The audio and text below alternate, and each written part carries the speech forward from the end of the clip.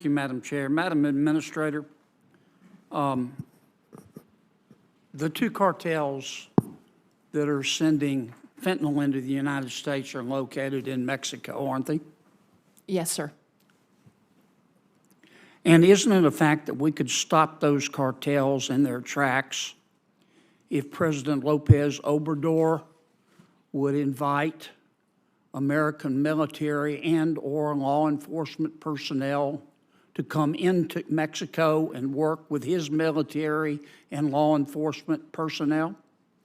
Senator, what I would say from my purview as the head of the DEA. But is my statement true or not? What I would say is that we're focused on the two cartels, who we believe are doing exactly what you say. They are responsible for the fentanyl coming Let me into ask the you United again. States. If President Lopez Obrador invited the American military and/or American law enforcement officials to come into Mexico to work with the same in Mexico, we could stop the cartels, could we not? Senator, I believe this is a whole of government effort and has to be, including whether it's the military, us, FBI, Now, and others. Madam Administrator, I've listened to you here for almost an hour telling us how bad fentanyl is. Thank you for that, but we know. Yes, sir. I'm going to ask you a third time. If President Lopez Obrador invited the American military and/or law enforcement personnel to come into Mexico and work with the same in Mexico, we could stop the cartels. Isn't that a fact? So, Senator, I can speak to the law enforcement side of this, and you just mentioned law enforcement.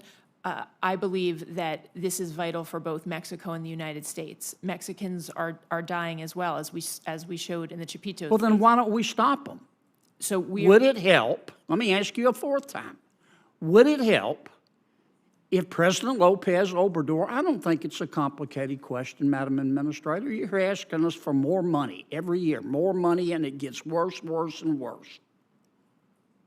You know, in the real world, the nitty-gritty of the real world, when you fail, you get fired.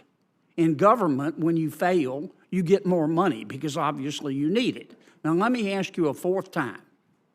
If President Lopez Obrador, and I'd appreciate an answer, if President Lopez Obrador invited the American military and/or law enforcement personnel to come into Mexico and work with his, we could stop the cartels, couldn't we? I believe, Senator, that we can stop the cartels. Okay, have you made that suggestion to President Biden? If I could, I believe that we can stop the cartels by... Have you made that suggestion to President Biden?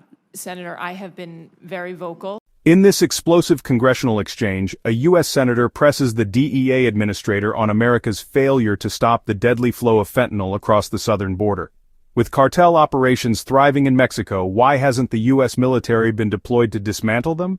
This gripping video breaks down the fiery testimony, the politics behind the crisis, and the haunting reality of what's really stopping America from ending the fentanyl epidemic at its source. Subscribe for more hard-hitting political analysis and congressional showdowns. Share your thoughts in the comments. Should the U.S. send troops to Mexico to stop the cartels? Fentanyl is killing over 70,000 Americans every year. It's cheap, it's potent, and it's flooding across the southern border brought in by powerful Mexican drug cartels. In a dramatic Senate hearing, one U.S. senator confronts the head of the DEA with a direct question: why don't we stop the cartels at the source? This is more than just politics, this is about life and death. Let's break it down. The senator's question was blunt and unrelenting. If the Mexican president invited U.S. military and law enforcement into Mexico, could we stop the cartels? 4 times, he asked. 4 times the DEA chief dodged, Senator speaking directly to the administrator. Why won't you do what would work? This wasn't political theater, it was desperation. Americans are dying, cartels are thriving, and Washington keeps asking for more money without doing what many believe would actually work. The cartels Sinaloa, CJNG operate as shadow governments. They control entire regions of Mexico, military-grade weapons, billions in revenue, a narco-state in all but name. The DEA knows where the labs are. Intelligence agencies have mapped the... In the whole of government setting on the importance of fentanyl, and all of us using every single effort and authority that we have. Why hasn't President Biden done it? I mean, this is the way the American people whose sons and daughters are dying. Look at it. Our economy is $23 trillion. Mexico's economy is $1.3 trillion. Ours is 18 times bigger. We buy $400 billion every year from Mexico.